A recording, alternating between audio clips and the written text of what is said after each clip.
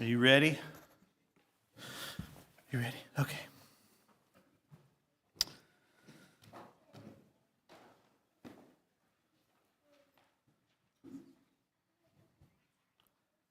Okay, go ahead and turn in your Bibles to Acts 14. That's where we'll be today.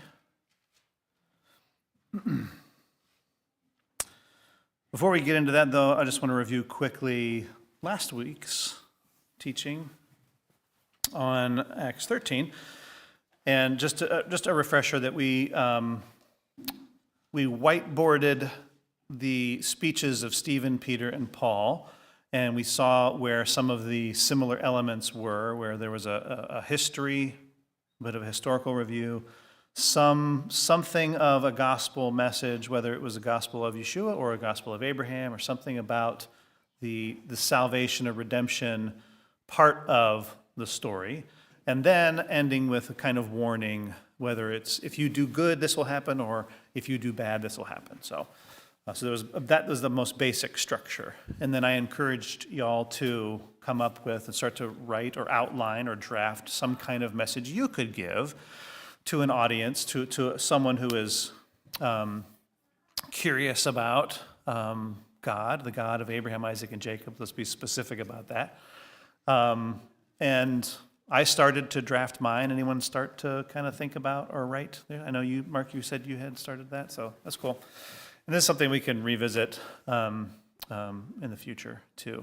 But I think it's a good practice to be like, okay, so if someone were to ask me, if I had like an elevator speech at the time in an elevator to tell somebody, what would I say? How would I say it? What would I start with?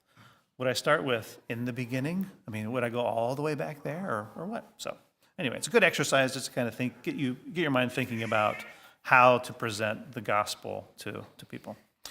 So we did that. We also noted about the falling out that Paul and John Mark had, and that Luke really doesn't get into it. He doesn't talk about it out of respect for both John Mark and Luke, and Paul. He doesn't say much about it, but we can tell because of how Paul's going to respond here in the next chapter in Acts. He didn't like the way John Mark left. So there was some rift. There was some bitterness there, but they were still brothers. And God still used them, even though they weren't united. He still used them to do some amazing things for the kingdom. John Mark, of course, went on to write the Gospel of Mark. And Paul went on to do all that Paul went on to do. So we can see that the humanity there of these individuals. We see how Paul and Barnabas chose the places they were going based on some local connections. So they would go someplace, and then based on connection or recommendation of people there, that's where they decided where they would go next. That's not written in the text, but it is. There's a subtext there that's like, oh, they knew someone there. Sergius Paulus had property and knew people in Pisidian Antioch, so that would have been a reason why they went there. So we see how they continued their journey based on who they met where they were.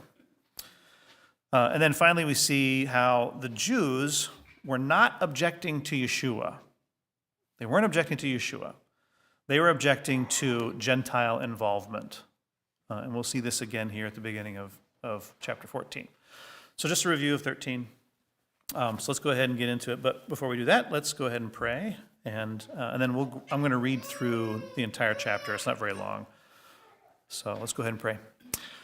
Father, we thank you for today. We thank you for this warm place and all the warm places we are all gathering this morning to dig into your word, to commit ourselves and devote ourselves to the apostles' teaching, to breaking bread, to prayer, to fellowship. And we just thank you for allowing us to be part of this journey. You're a good God, a good Father, and we thank you for Yeshua who guides us well through this as a good teacher. We also thank you for Paul and Barnabas, for the time they spent on this earth doing your will, even when it may have been hard for them to do. We thank you for their courage and their willingness to submit to you. I pray that we can all be like that eventually. We pray all this in Yeshua's name. Amen. Okay, Acts chapter 14. and I'll be reading from New American Standard. In Iconium, they entered the synagogue of the Jews together and spoke in such a manner that a large number of people believed, both of Jews and of Greeks. But the Jews who disbelieved stirred up the minds of the Gentiles and embittered them against the brethren. Therefore, they spent a long time there, speaking boldly with reliance upon the Lord, who was testifying to the word of his grace, granting that signs and wonders be done by their hands. But the people of the city were divided, and some sided with the Jews and some with the apostles. And when an attempt was made by both the Gentiles and the Jews with their rulers to mistreat and to stone them, they became aware of it and fled to the cities of Lycaonia, Lystra, and Derbe, and the surrounding region. And there they continued to preach the gospel. At Lystra, a man was sitting who had no strength in his feet, lame from his mother's womb, who had never walked. This man was listening to Paul as he spoke, who, when he had fixed his gaze on him and had seen that he had faith to be made well, said with a loud voice, "Stand upright on your feet." And he leaped up and began to walk. When the crowds saw what Paul had done, they raised their voice, saying in the Lycaonian language, "The gods have become like men and have come down to us." And they began calling Barnabas Zeus and Paul Hermes, because he was the chief speaker. The priest of Zeus, whose temple was just outside the city, brought oxen and garlands to the gates and wanted to offer sacrifice with the crowds. But when the apostles Barnabas and Paul heard of it, they tore their robes and rushed out into the crowd, crying out and saying, "Men, why are you doing these things? We are also men of the same nature as you, and preach the gospel to you that you should turn from these vain things to a living God, who made the heaven and the earth and the sea and all that is in them. In the generations gone by, he permitted all the nations to go their own ways, and yet he did not leave himself without witness, in that he did good and gave you rains from heaven and fruitful seasons, satisfying your hearts with food and gladness. Even saying these things, with difficulty they restrained the crowds from offering sacrifice to them. But Jews came from Antioch and Iconium, and having won over the crowds, they stoned Paul and dragged him out of the city, supposing him to be dead. But while the disciples stood around him, he got up and entered the city. The next day he went away with Barnabas to Derbe. After they had preached the gospel to that city and had made many disciples, they returned to Lystra and to Iconium and to Antioch, strengthening the souls of the disciples, encouraging them to continue in the faith, and saying, "Through many tribulations we must enter the kingdom of God." When they had appointed elders for them in every church, having prayed with fasting, they commended them to the Lord in whom they had believed. They passed through Pisidia and came into Pamphylia. When they had spoken the word in Perga, they went down to Attalia. From there they sailed to Antioch, this will be Syrian Antioch, from which they had been commended to the grace of God for the work that they had accomplished.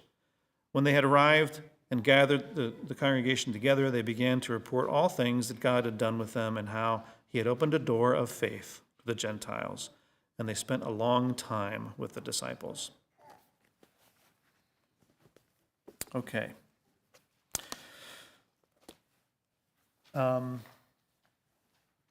Let us always keep in mind just how unprecedented all of this is. We're so familiar with Scripture, we're so familiar with these stories, we take for granted that these things are happening for the first time in many respects. One thing I like to do, I'm a movie guy, I love movies, and you know that when I teach, I always try to imagine a scene from a movie and some of these things that have happened in Acts. I was like, what if Paul was Liam Neeson, right? They can't handle him, right? He's just this. So when I watch some movies, I try to think of them or view them in their context, especially if a certain movie is breaking a barrier or making a change in how movies are presented or made, because you have to think of what came before it. Right. So if we're to take like an action movie, one of the greatest action movies of all time, we'll say Alien, sci-fi action, right? You're shaking your head. I know, whatever. We can have a debate about this. But what made it so special was because of what came before it. There was nothing else like it beforehand. And now there's something like this that we take for granted. We've seen it. We think maybe not too well of it. That's fine. We can do that. But we have to remember the context in which it happened. And so all these things that are happening in Acts, I've got to remember just how unprecedented this is, and how if it gets messy, if it gets, if some things happen that are just out of the ordinary, this is so new and so fresh. Let's just always keep that in mind. I just wanted to kind of preface this teaching with that. Okay, so going back to verse 1, it says that they entered into the Jewish synagogue. Again, we see that the strategy here is to go to where there are established Jewish communities, because that's where Gentiles will have already been familiar with Adonai, and where a community of people will be able to absorb them and welcome them into this new community so that they continue developing and learning about God and about Yeshua. Because again, these Jews, these believing Jews or non-believing Jews, did not have a problem with the message of Yeshua. And again, we see that the gospel message of Yeshua as the Messiah and about his death, burial, and resurrection is well received by both Jews and Gentiles. So this is not the issue. Verse 2, but the unbelieving Jews stirred up the Gentiles and poisoned their minds against the brothers. Again, we see some Jews didn't like the outcomes of Paul's gospel and how it produced an influx of Gentiles into this very distinct community with its own culture and society. And honestly, I can't blame them. I think that I would also feel threatened. If we in our congregation of 150, 200, I don't know how many people, all of a sudden there was an influx of all these people. Maybe there was a church down the road that folded, and there were 300 people there. And for whatever reason, they all decided that this is where they needed to be. How much of a mix would there be in our own hearts of rejoicing, but also concern? Because now we're outnumbered by people who have a different culture, have different values, as far as how it is we practice our faith, what it is we do. They've come to learn. Let's give the benefit of that. They've come to learn, but we still know that there is something there that could potentially threaten. Raise your hand if you would feel both of those things. I certainly would, right? We all would. So we can't blame them for feeling the way they feel. Something else here. So if in that scenario where we're here in our congregation, let's add on to that an element of what the Jewish people had at the time. They had special treatment. During the time, the Greeks, the Gentiles, were required by law to worship the pagan gods. It was civic duty. It was expectation. If you didn't, there was punishment. The exception was the Jewish people. The Jewish people did not have to do those things. Months ago now, I talked a little bit about this, and that there is this now third category of people.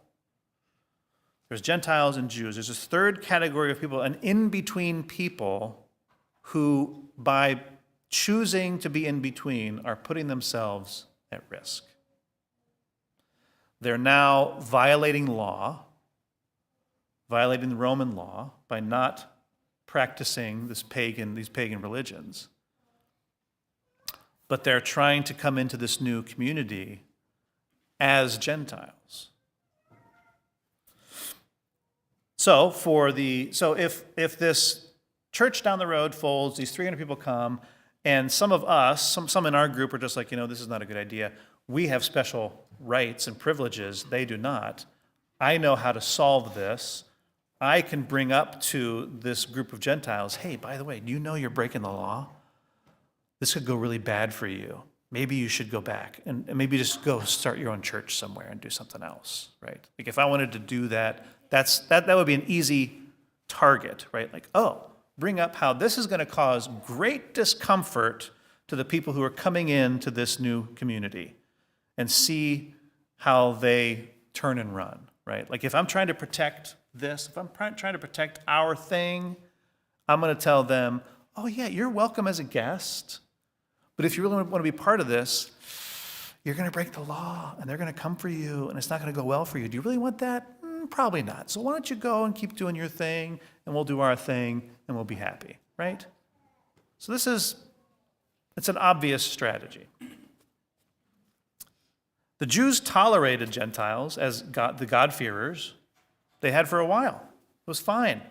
So long as there was a distinction, like, nope, okay, you're just a guest here. We're doing our thing. You can observe and watch, and we love you for it. You're great. But in their minds, there was no third category.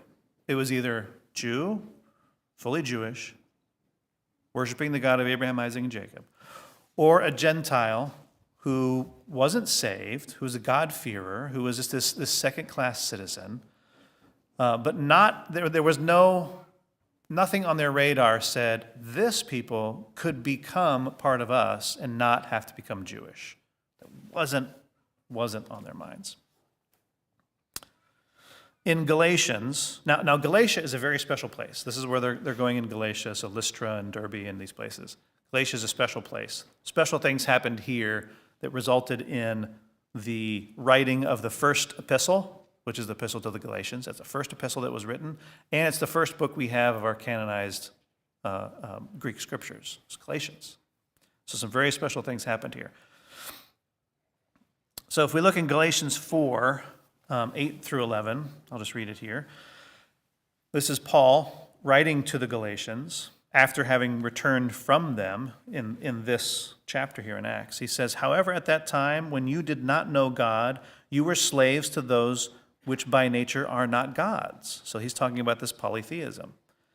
But now that you have come to know God, or rather to be known by God, how is it that you turn back again to the weak and worthless elementary principles to which you want to be enslaved all over again? You meticulously observe days and months and seasons and years. I fear for you that perhaps I have labored over you in vain. This is referring to their former life in paganism.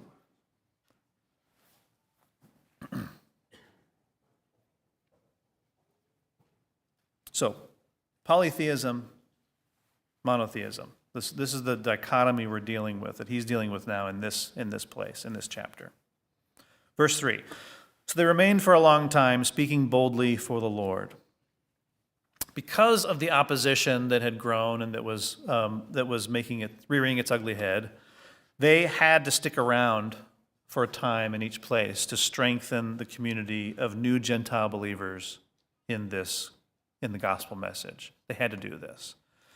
As they moved out of Iconium, that had a large, significant Jewish population. Iconium was actually, we think, one of the oldest cities in the world. Very, very old city. There was a significant population. As he's moving eastward into Galatia more, he's going to experience less and less Jewish presence in these communities. And so he's having to stay and teach a little more about this, just to give them that foundation that they don't have if they were to be around a community of Jewish people in a synagogue. Verse 4, but the people of the city were divided. Some sided with the Jews and some with the apostles. Now, this is confusing here. The apostles are Jews. So it wasn't like all Jews and the apostles who aren't Jews. It was the Jews who did not believe, who were opposing this, and the Jews who did, which were the apostles. So that's a confusing wording there. And keep in mind here that the main point of the controversy in these chapters has nothing to do with Yeshua's messiahship or his resurrection from the dead, and everything to do with the threat of disruption that Gentile involvement created. Period. That was it. You're not like us. So because of that, I'll reject wholesale everything Paul says, even though 10 minutes beforehand, I wanted to know more about this Yeshua, who's the Messiah and who raised from the dead. But my dislike of a certain people group was so great that I'll just throw everything else out. Yuck. Moving on. Verse 5. When an attempt was made by both Gentiles and Jews with their rulers to mistreat them and to stone them, they learned of it and fled to Lystra and Derbe, cities of Lycaonia, and to the surrounding country. So someone had tipped them off. They learned of it. Someone tipped them off and said, hey, you better get out of here. And this person probably also told them where they should go next. And where they went next, to Lystra, was the hometown of what apostolic writer? Or what writer of an epistle? Someone lived in Lystra. Paul wrote 2 epistles to this individual. So there's only a few people you could think of. Who? Timothy. Timothy lived in Lystra with his mother and grandmother. Do you remember their names? Lois and Eunice. That's right. So in Iconium, someone was like, they're going to stone you. Why don't you go to Lystra? There's a nice family there. They'll take you in, and they'll be good to you, and you'll be safe there. Not a lot of Jews, so you're probably not going to come up against a whole lot of opposition when you go. Okay. So this is connections, right? We see that there's these connections. Also, Lystra, we know from history, was a particularly hospitable place. And we'll see this here in a little while when talking about Zeus and Hermes. In the values of their culture in Lystra was one of hospitality. So bookmark that, and I'll tell you why here in a minute. It's interesting. And there they continued to proclaim the gospel. This is verse 7. So here we see in Lystra, for the first time, they weren't teaching in a what? In a synagogue. They weren't teaching in a synagogue. They were just teaching. They continued to teach. And we see when there is the lame man, the lame man isn't in the synagogue. He's out in the public square. So this is the first time we see Paul actually teaching and proclaiming in a public place. Okay. Now, there are 2 barriers here. We know that there's no synagogue, which means there is no what? Jewish presence. And if there's no significant Jewish presence here, there's also no what for these Gentiles? Access to Torah. They know nothing about the God of Abraham, Isaac, and Jacob. Nothing.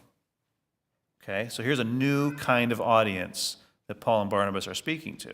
Before they've been going to synagogues where there were Torah observant, Torah knowledgeable people, and the people who were in orbit around them, the Gentiles who were familiar with the culture and values of the God of Abraham, Isaac, and Jacob, and the people, right? And now here's a new audience of people who know nothing at all. And we'll see later on in the chapter how he changes his message to them in a way that will be received by them. So there's a religious and philosophical barrier and a language barrier too. These are people who do not speak native, they don't speak Hebrew, certainly. Maybe they speak Greek, but we do know they speak Lycaonian. But guess who doesn't speak Lycaonian? Paul and Barnabas. They don't speak that language. Okay? The next 3 verses we see the lame man who, and what I would recommend you do if you write this down, a task for you to do maybe later today or in the next week, compare this passage of a lame man with another passage of a lame man being healed earlier in Acts, where it was it Peter? Peter healed the lame man. Compare those 2 side by side, noting what their ethnicity was, what they would have known, where they were, what their response was to being healed, what Peter said, what Paul said. Map those out. It's an interesting menorah pattern, and it's something that Grant has talked about before. So if you want, you can cheat and just go listen to his teaching on Acts 14. But do that, and that'll give you some insight as to how the 2 different audiences respond to being healed. Okay, so let's move on down to verse 11. So he's healed. He sprang up and began walking. All right, verse 11. And when the crowds saw what Paul had done, they lifted up their voices, saying in Lycaonian, "The gods have come down to us in the likeness of men." Paul and Barnabas at this point had no idea what they were saying. All they saw looking around them after doing this thing was people rejoicing, and I'm sure Paul and Barnabas were like, hey, this is going good, right? And again, this is a scene from a movie. We've probably seen this trope over and over again where someone comes and like to a tribe that's never had any contact, and they say something, and then the tribe's people are like, oh yeah, this must be going really good. And all of a sudden you see that they're carting them off to be sacrificed into a volcano or whatever, right? So it's like, oh, this is okay, they're happy. We said something, they must have liked it, right? Okay. So they have no idea that they just said, the gods have come down to us in the likeness of men. That's put in there because Luke heard about this after the fact, and he knows that that's what they said. But Paul and Barnabas didn't know until a verse or two later. When the sacrifices started coming, then they were just like, whoa, what's going on? So there's that language barrier. So let me tell you a quick little story that will answer this question about hospitality in Lystra, and also why these people looked at Paul and Barnabas and thought, the gods have come down to us. The story of Philemon and Bacchus, this is Greek mythology, has local significance to this area of Lystra because just north of it in Phrygia, there is a legend, a myth, about how Zeus and Hermes came down as men, as humans, and asked for a place to stay. And a family, this couple, Philemon and Bacchus, invited them in. They were very hospitable to them, and after that, they received riches. And they were thanked for their hospitality. But so in this polytheistic culture, there is this legend of something that happened nearby, of Zeus and Hermes coming down and also speaking. Hermes is a messenger. Hermes is the messenger of the gods. That's why Paul is thought of as Hermes in this scenario, because he's the one who's speaking. Zeus and Hermes come down. They're in disguise. So these people, in their culture, they're looking. They're looking for Zeus and Hermes. For generations, however long. Like, this is part of our culture. We know that it's possible that the gods will come down in human form, and we'll need to be hospitable to them, be kind to them, be good to them, and hear what they have to say. Okay? So some background into this culture and why this happening with Paul and Barnabas would lead them to go, the gods have come, right? Okay. Verse 12. Barnabas, they called Zeus, and Paul Hermes, because he was the chief speaker. In depictions of these two gods, Zeus is thought of as more fatherly, more wizened, a longer beard. Barnabas would have been that. Paul was athletic. He may have had a shorter beard, and he was also the one speaking. Hermes was athletic too. So to these eyes, to these polytheistic eyes who are so versed in the story of Philemon and Bacchus and Zeus and Hermes, it's all adding up to them. It's so easy for them to think, oh my goodness, that must be Hermes. And yeah, that looks like Zeus. That guy looks like Zeus. Those scratchings on the cave wall look like him, or whatever. So this is a logical conclusion for people in this culture. Verse 13, and the priest of Zeus, whose temple was at the entrance of the city, brought oxen and garlands to the gates and wanted to offer sacrifices with the crowds. But when the apostles Barnabas and Paul heard this, they tore their garments and rushed into the crowd, crying out. So here is where they're finally catching on, like, oh, this isn't a big party that we just started. This is something like completely in the opposite direction, right? We're wanting to show them about the one true God. And here they are thinking that we're gods. Like, oh, oops. Big mistake, right? Jeffrey, are you a god? No. Am I a god? No, no. I might want you to think I am from time to time in our home. I'm God in the home. No. But think about how would you respond if you were trying to teach someone and they thought you were the Messiah? Right? Like, what do you do with that? I wonder if he had ever, again, because this is all unprecedented, if he had ever been faced with that problem before. Maybe not. Probably not. This is new. Which is why it would have been so distressing to him and Barnabas that they tore their garments, rent their garments, and went and like, no, like, stop, time out, pulled the cord of the DJ stand, the music stops, like, stop, right? Verse 15. So here we see Paul is tailoring his message to a people with no familiarity with the God of Abraham, Isaac, and Jacob, okay? Men, why are you doing these things? We also are men of like nature with you, that is, not God's. And we bring you good news that you should turn from these vain things to a living God who made the heaven and the earth and the sea and all that is in them. So if the messages beforehand were about recounting the history of the Jewish people, the gospel message, doing maybe a midrash on something like the Davidic covenant, talking about how we are justified through Yeshua and not through Torah, and then a warning: if you don't do this, you'll perish. If you do this, you'll be blessed. Like, that's a great speech, but not for this group of people. Where does he start? He starts at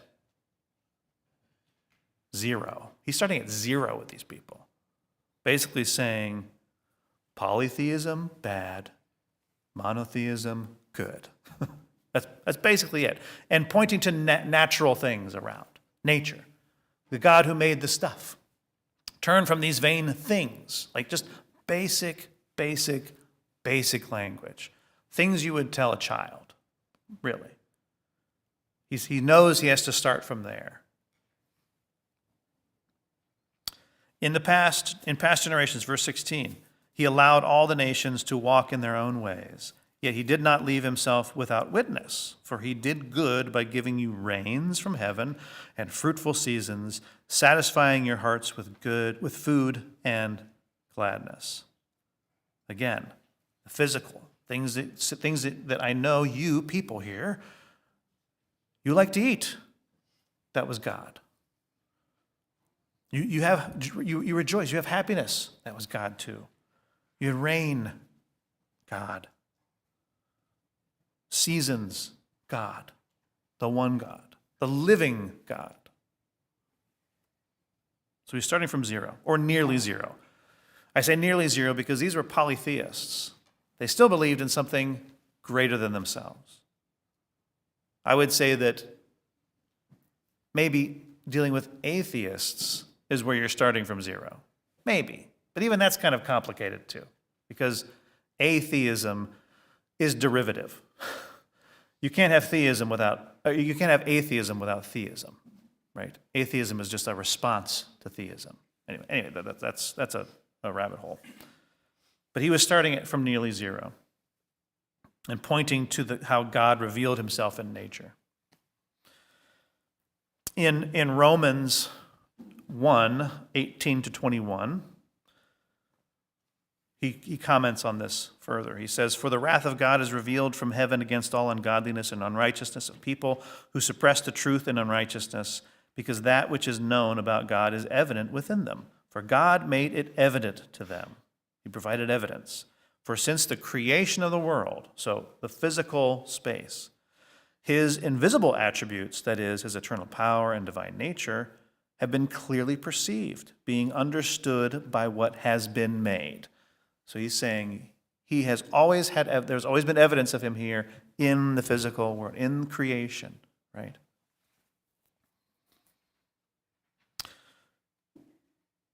Okay, verse 18.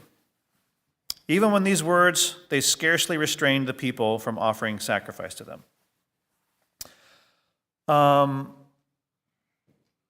Kids, how many of you like superheroes or Disney princesses or Star Wars characters or all of these really cool characters in shows and movies and cartoons? Raise your hand if you like any of those things. Yeah, right. Okay.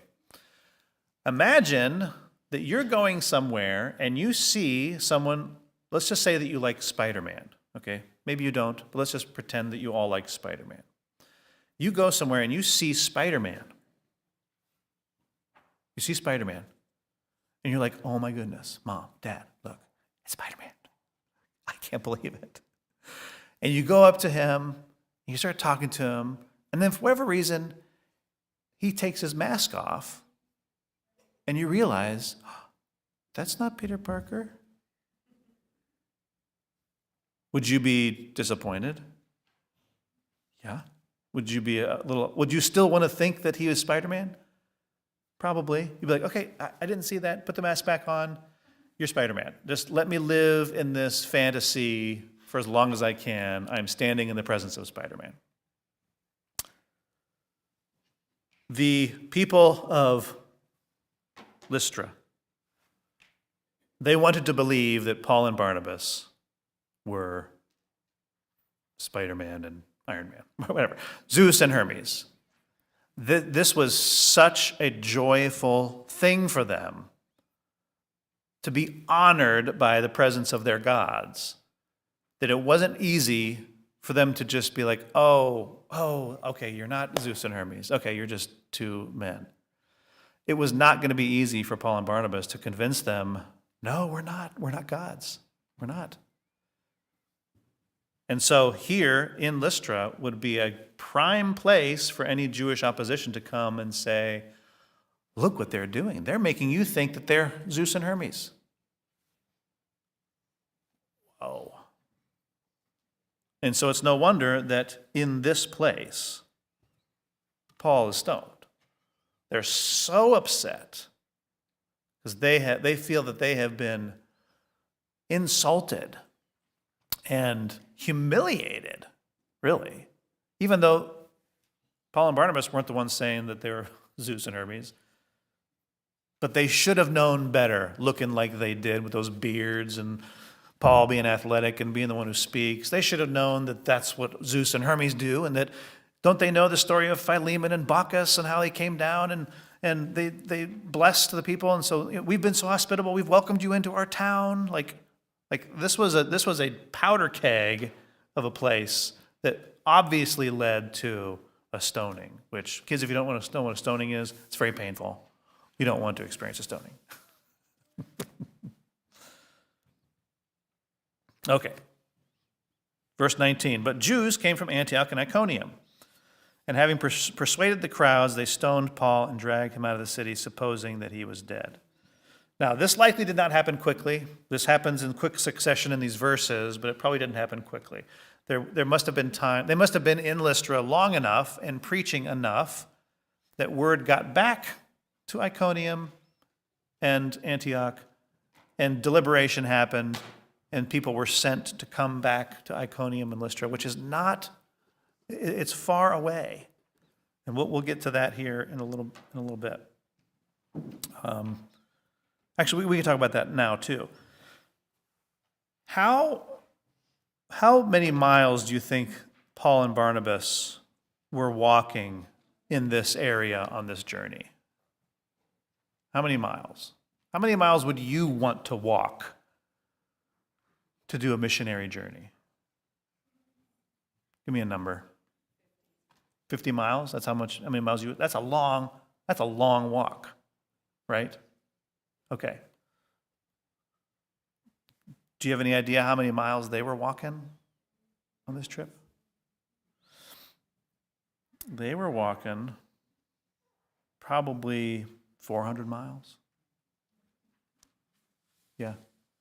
Going from Perga, the port city, up to Pisidian Antioch was about 80 miles. Going from Antioch to Iconium was around 90 miles. from Iconium to Lystra and Derbe was likely another 100 miles. And when their time was done, instead of returning to Syrian Antioch by way of Tarsus, which is where Paul's from, they were much closer to Tarsus at this point when they were in Derbe later on in the chapter. Instead of going there, they went back. So the in trip was 300 miles, give or take, and they decided to walk back. So maybe 500 miles, who knows? Like, it was walking. So here we see these Jews coming from Antioch and Iconium.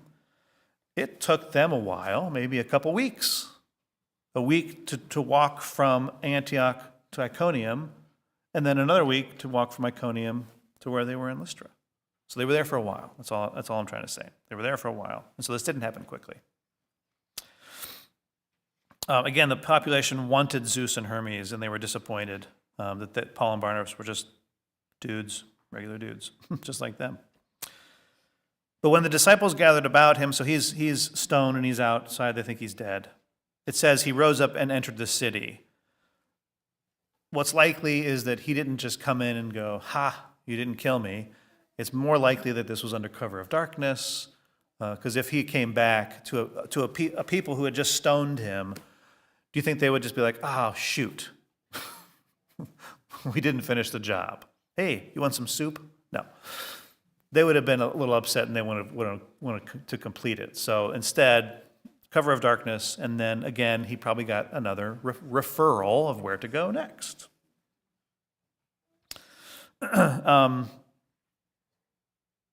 And at this point, since in all great movies where the hero is thought dead, the enemy is like, "Okay, we're done," and they return home, and they think he's dead. So from this point on, his enemies think he's dead. So he's able to go and affect some more positive change where he goes. But also takes a big risk on his return trip. He's going right back through all these places, strengthening the congregations as he goes. This is more like a Liam Neeson moment where he's just like coming in like, "Oh, you thought I was dead," right? And they're like in shock, like, "What? How can we you never die?" You know, like, whatever. I watch too many movies, don't I, Tara? Yeah. It's a problem. It's a real problem. So we see in Galatians chapter 6, again, Galatians was written in response to this missionary trip. Like, he went here, helped to strengthen and create some congregations, and then after he left, he got word that things weren't going well, so he wrote back. And in Galatians 6, verse 17, he says, "From now on, let no one cause trouble for me, for I bear on my body the marks of Yeshua." I think that stoning is what he's referring to. He was permanently scarred from that stoning, and he wears the marks. He bears the marks of Yeshua. And it happened in Galatia, and that's why he's bringing it up in the letter to the Galatians.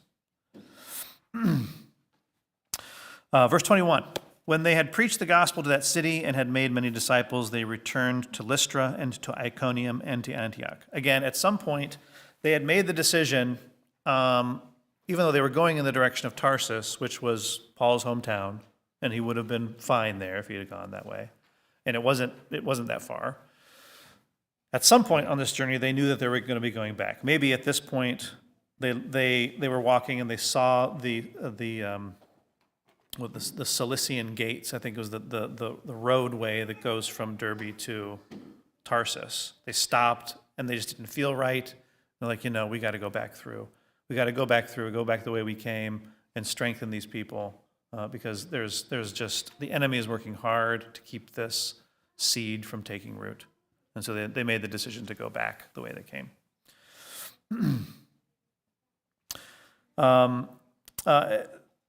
When they had preached the gospel at the city and had made many disciples, they returned to Lystra and to Iconium and to Antioch. Verse 22, "Strengthening the souls of the disciples, encouraging them to continue in the faith, and saying that through many tribulations we must enter the kingdom of God.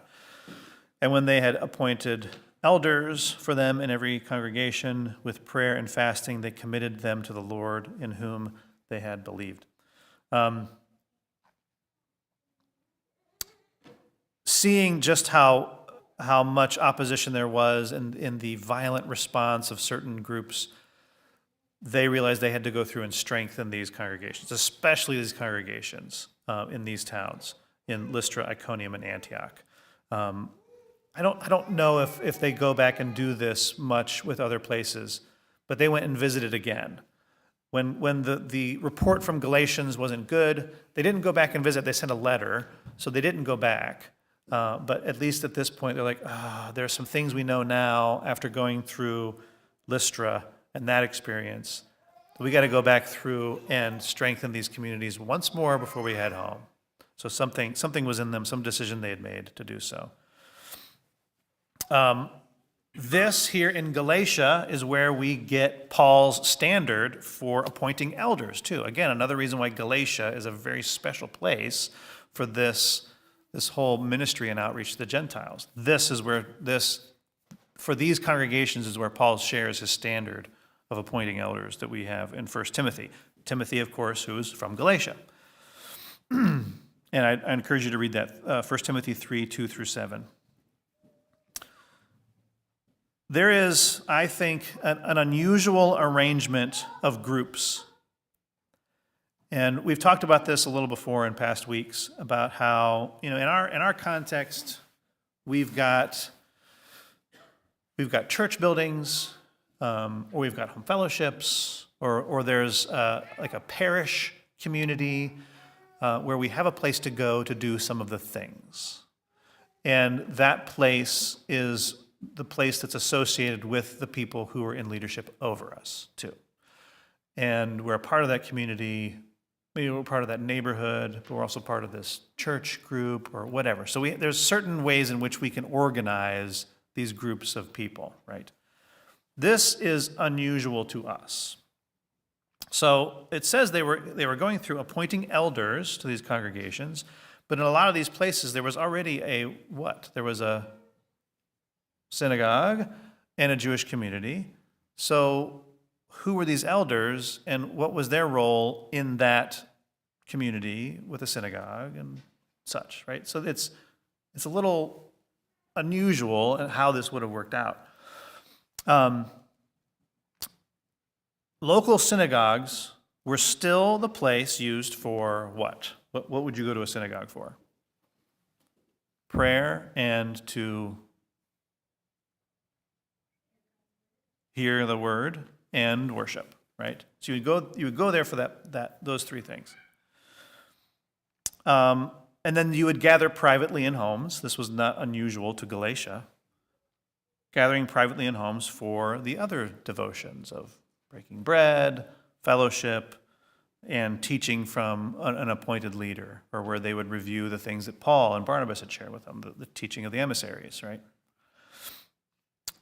But they were still a part of what? And they had these groups, and they had their elders who were over them, but they were still a part of the broader what? Jewish community. They were still a part of the broader Jewish community. They would still go to the synagogue. They would still engage in the marketplace with these people. They were small enough in number,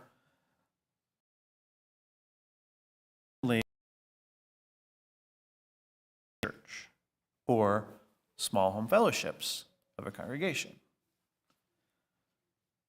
And one of the challenges we have at Beth Tikkun, it's not a challenge, it's just something we have to keep an eye on and know how this is organized and arranged. Beth Tikkun has its eldership. It could be a problem if a home fellowship has its own eldership, to whom those people are under authority. You see what I'm getting at? Like there could be conflict here. We don't have that presently, by the grace of God. But we can see how this arrangement, how appointing elders, Paul and Barnabas appointing elders, strengthening them, could eventually lead to a conflict with the local Jewish community.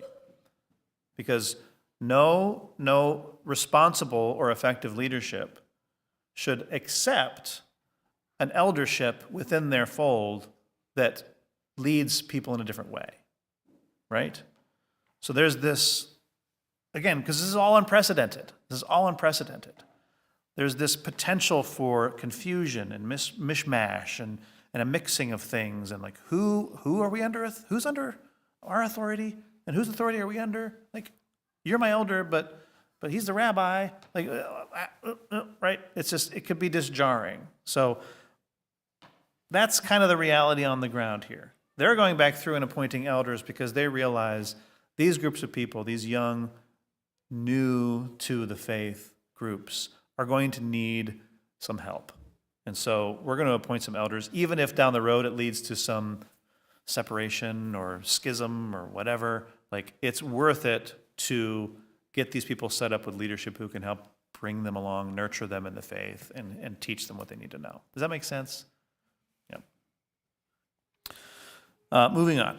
Verse 24. Then they passed through Pisidia and came to Pamphylia, and when they had spoken in the word in Perga, they went down to Attalia, and from there they sailed to Antioch, where they had been commended to the grace of God for the work that they had fulfilled. And verse 27, and when they arrived and gathered the congregation together, they declared all that God had done with them and how he had opened a door of faith to the Gentiles. This is the first time using this kind of language, opening a door of faith to the Gentiles, which is an unusual phrase. And of course, the Antioch disciples would have rejoiced in what they'd been a part of bringing about, right? Like any time. So Gabby Walkley has another opportunity to go do some mission work this year through CVCA, and we're going to help. We're going to put the word out, and hopefully our congregation can help support that. But what we would love is for these people we send, these sent ones, to come back and tell us what God had done, right? So the disciples in Antioch, in Syrian Antioch, were probably just thrilled, over the moon, that they were a part of this, even though they were just the ones to lay on hands, to pray, to commission, and to send out. Paul and Barnabas are coming back and telling them some good news about how God is moving in the world. That is so encouraging, and I just love that. And then last verse, and they remained no little time with the disciples. So a little subcontext to that verse. Paul gets the report from Galatia and sent his letter to them during this time. He's come back, he stayed there for a while, he gets reports back, which would not have been very long after coming back, probably, that there was just some disruption. And I encourage you, we won't do it here today, but I encourage you to read the first chapter of Galatians. Knowing this context now of Acts 14, and even Acts 13, but Acts 14 especially, because this is when he's in Galatia. Read read Galatians 1, and that will help you have a more proper context to what Galatians is all about, because it is a very misunderstood epistle. But knowing that, again, the controversy isn't Yeshua as Messiah, isn't Yeshua's death, burial, and resurrection. It is the involvement of the Gentiles in this established Jewish community. And all the things that they try to do, these Jewish leaders who are so opposed to that mixing of races or mixing of ethnicities or of people groups, what they'll do to try to thwart the work of God. Okay, so read Galatians 1. It's not very long. So here's a question. Paul faces a serious theological problem because of the Galatians. If the message of Paul's adversaries is that Gentiles can't be saved aside from full conversion to Judaism, and this is what we'll see in Galatians, but the Word of God, especially in Isaiah, says Israel will be a light to the nations so that my salvation may reach to the end of the earth. What is the problem? And literally, what doesn't add up? This is a math problem. How many of you kids are good at math? Okay. 2, 3, 4? Okay. If the Jewish leaders feel that Gentiles can't be saved, and so they must be converted to Judaism. So Gentiles over here, Jews over here. If the Gentiles need to become Jews, but God said that the Israelites are to be a light to the Jews, what are there not going to be any more of over time? Gentiles. In their mind, it is one or the other. You're either a Gentile who isn't saved, or you're a Gentile who was saved by becoming a Jew. There's no third option for them. It's a math problem. That's what Paul's facing here. His message is, no, you don't have to become a Jew to be saved. And it's just not adding up in their minds, even though it's simple math. If you're requiring Gentiles to become Jews, there'll be no more Gentiles. Period. So what's the point? Then the prophecy cannot be fulfilled that there's a light to the nations. It doesn't say a light to the nations so that my salvation may reach to the ends of the earth to convert all Gentiles to Jews. That's not the message of the gospel. It's that you don't have to be a full convert to Judaism. This is for all. It'll come through the Jewish people, but the Gentiles can be saved as well. Does that make sense? That is the serious theological problem of Galatians. And Paul got a taste of that on this missionary journey as he's seeing things play out. And this open door of faith to the Gentiles. Like, oh my goodness. Like, okay, here's a people who have absolutely no familiarity with the God of Abraham, Isaac, and Jacob. We've got to rethink our strategy here, guys. Like, we've got to go in and we've got to start from ground zero and build there. And you know what? That's going to take so much of my time. That's what I'm going to commit to. I'm going to do that, right?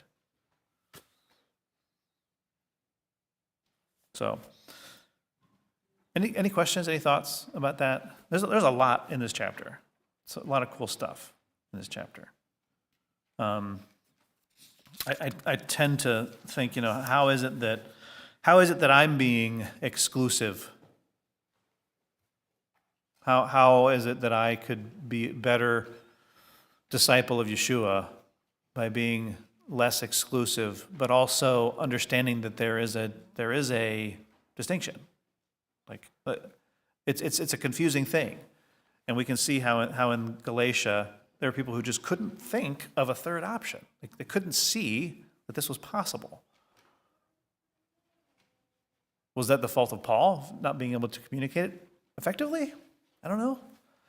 Maybe he didn't know his audience as well as he did, especially in Lystra, where he's like, hey, they're responding. Hey, all right, they're lifting us up on chairs. We're going down the road. Hey, this is working out great. Like, oh no, they're going to sacrifice animals to us. They think we're gods. Oops. I don't know. Just something to think about. Good chapter. So do you like Acts as much as I do? Man, this is like my favorite book. This is so awesome. And to be seeing it with new eyes this time around has just been overwhelming to me at times. So, any questions or comments, any thoughts, anything else? Yeah, Kim. I'm reading a book, Creating a Life That Matters. Yeah. And he's talking about how, like, when we're a soul and then we become, come into our body, how it takes the 12 years for a girl and 13 years for a boy to, like, really get used to this transition. Mm-hmm. It's really, like, I'm just seeing everything that you're talking about in that same light. Transition takes so much time, and Yeah. That God is patient, and we can be patient too. So she shared, the book is called Creating a Life That Matters. Yeah. So basically, Kim, for those of you who are watching, Kim shared that there is a slower pace to this life. And someone shared with me a video recently. I can't remember the name of it, but because the actual official video was something else, but what I saw was something called God's Speed. Did you see it too? You sent it. Oh yeah, you sent it to Grant and Robin sent it to me, and yeah, so I watched it. if we look back and see how far these guys were walking, how long it must have taken, do you know how many of you know how fast people walk on average? Miles per hour. Was that 3 miles an hour? Okay. We need to be better at slowing down to catch up to God. This was taking weeks to travel from city to city. Saul was in Tarsus before, chapters ago, he was in Tarsus for like 10, 12 years before the commission he was given actually started to be executed. He was told he was going to do a thing, but then he went away and was studying and grappling with this for a decade before he was actually sent out to effect positive change. And where they were going, they had to slow down. And it was an arduous journey. And even when they got there, there was no guarantee that they were going to be welcomed. But they were walking everywhere. Walking. Slowing down is something that we are not accustomed to in our culture. For better or worse. Probably mostly for worse. And there's a lot of us, I know a lot of us in our congregation especially, and around the world, or not around, just around in our culture, who are wanting to slow down, who are wanting to get back to a slower pace. Because what has this fast pace gotten us? What has it got? Zero. Like, not a lot of good. So, yeah, thank you for sharing. That's another important message and lesson of this chapter, is just how far they had to walk and how long they had to take to do it. And that they didn't have a smartphone to look at on the way. They had each other to talk to and the world around them to look at and some food to eat, clothes on their back. There are some people in the world who try to keep no possessions, and we think of that as crazy. But I know you think this, because I think it too. Sometimes I am insanely jealous of the people who have a 4-room house, 1 car, maybe no TV. Sorry, kids. A few appliances, a bookcase full of books, a yard to play in, like just simple. I read, for Christmas, I got a book called The Little Red Schoolhouse by Eric Sloan. He wrote these books back in the 60s. He was an illustrator and a writer, and he was talking about the Little Red Schoolhouse and how education has changed over time in America. And that when we look back and think of one-room schoolhouses, we think, oh, that's crazy. That was the worst way to do it. But it produced the kind of people who built America, right? But it was simple. It was simpler, smaller. The kids had to walk there. Sometimes George Washington rowed in a boat down a river to get there. A child rowing in a boat to get to school, and he was happy to be there.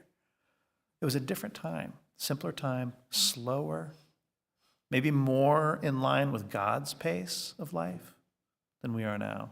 And I know there's a lot of us, maybe most of us. I would say most of us in this room, and maybe most of us in our congregation, or the friends we know, who are feeling that pull to a godly pace of life, God's speed of life.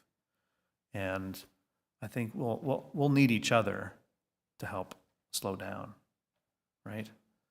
It's not easy to not go fast. So anyway, anything else? Nothing? Okay. All right, well, thank you. Let me close in prayer, and then I'll turn off the live stream and we'll do some announcements. Father in heaven, we thank you again for today, for your Shabbat, for the light you shine, not only outside right now, but the light you shine through your word, the light you shine in our understandings, and how you can, through your Spirit, help us make connections from the abstract and spiritual into the things that are actual and physical and practical in our lives, and we can see how they all work together. And we praise you, and we hope that you will help us slow down and live our lives more at your pace, at your speed, so that we don't get too far ahead of what it is you want to accomplish in our lives in the timing that you've ordained. I thank you again for Paul and Barnabas, for Luke, for who wrote this down, that we could read about these accounts and just rejoice in how you brought about the salvation of all people. We thank you and we praise you. In Yeshua's name, amen.